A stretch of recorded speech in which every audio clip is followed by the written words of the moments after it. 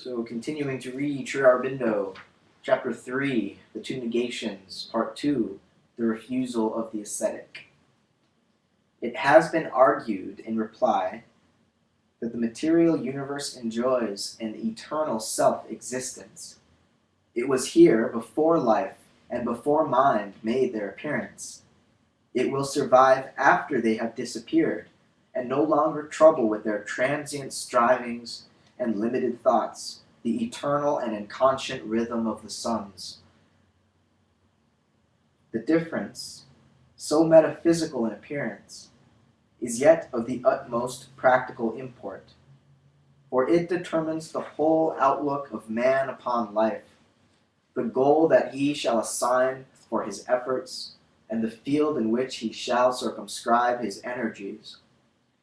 For it raises the question of the reality of cosmic existence, and, more important still, the question of the value of human life.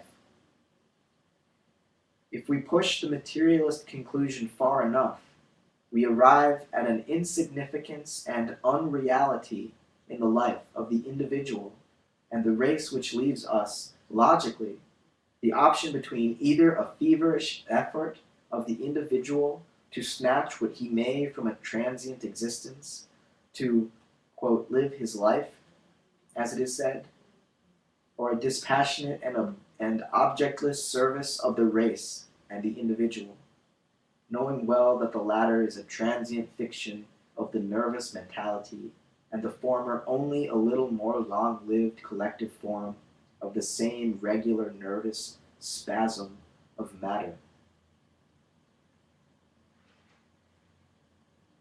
We work or enjoy under the impulsion of a material energy, which deceives us with the brief delusion of life, or with the nobler delusion of an ethical aim and a mental consummation.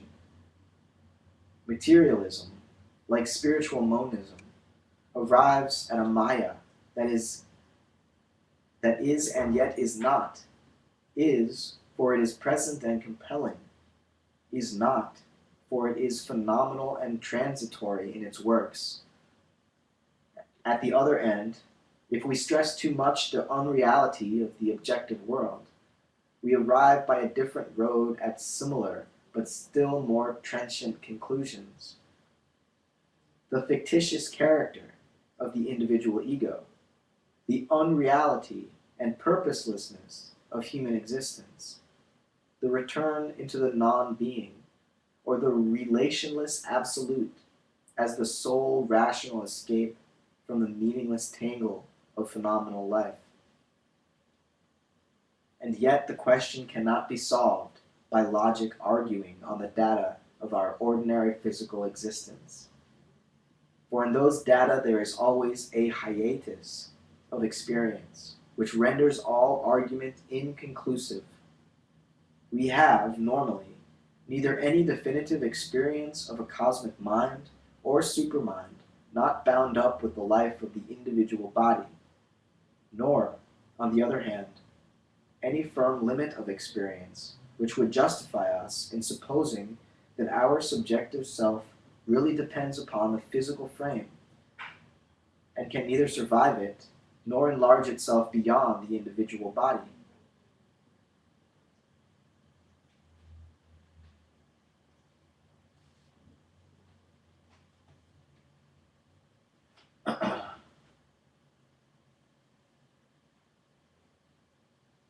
Only by an extension of the field of our consciousness, or an unhoped-for increase in our instruments of knowledge, can the ancient quarrel be decided. The extension of our consciousness, to be satisfying, must necessarily be an inner enlargement from the individual into the cosmic existence. For the witness, if he exists, is not the individual embodied mind born in the world, but that cosmic consciousness embracing the universe and appearing as an immanent intelligence in all its works, to which either world subsists eternally and really as its own active existence, or else from which it is born and into which it disappears by an act of knowledge or by an act of conscious power.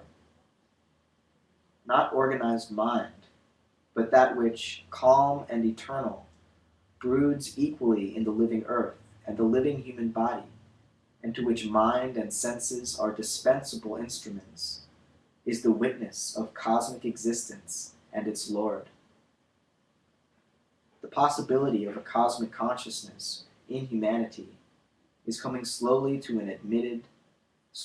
be admitted in modern psychology, like the possibility of more elastic instruments of knowledge, although still classified, even when its value and power are admitted, as a hallucination. In the psychology of the East, it has always been recognized as a reality and the aim of our subjective progress. The essence of the passage over to this goal is the exceeding of the limits imposed on us by the ego sense, and at least a partaking, at most an identification with, the self-knowledge which broods secret in all life and in all that seems to us inanimate. Entering into that consciousness, we may continue to dwell, like it, upon universal existence. Then we become aware, for all our terms of consciousness and even our sensational experience begin to change, of matter as one existence, and of bodies as its formations, in which the one existence separates itself physically in the single body from itself in all others, and again by physical means establishes communication between these multitudinous points of its being.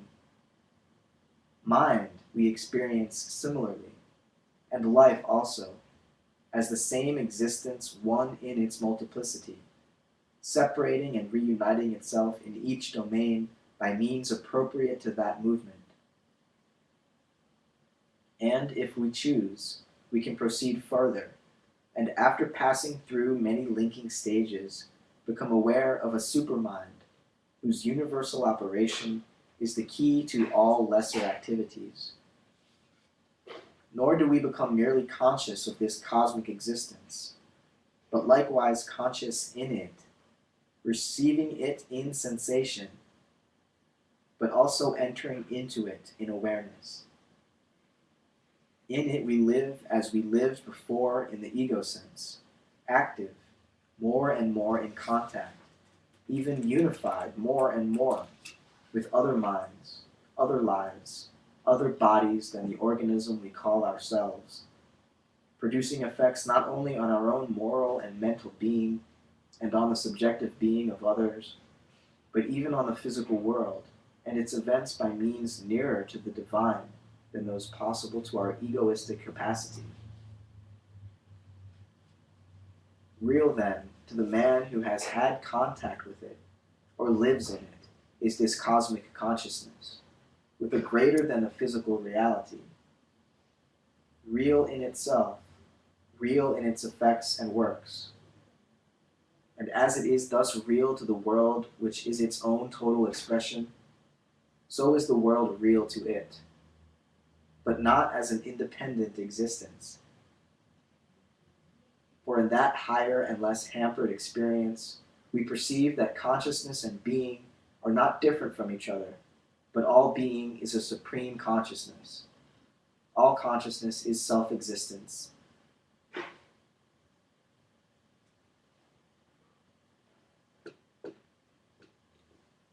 Eternal in itself, real in its works, and neither a dream nor an evolution. The world is real precisely because it exists only in consciousness. For it is a conscious energy, one with being, that creates it. It is the existence of material form in its own right, apart from self-illumined energy, which assumes the form. That would be a contradiction of the truth of things, a phantasmagoria, a nightmare, an impossible falsehood. Part 3.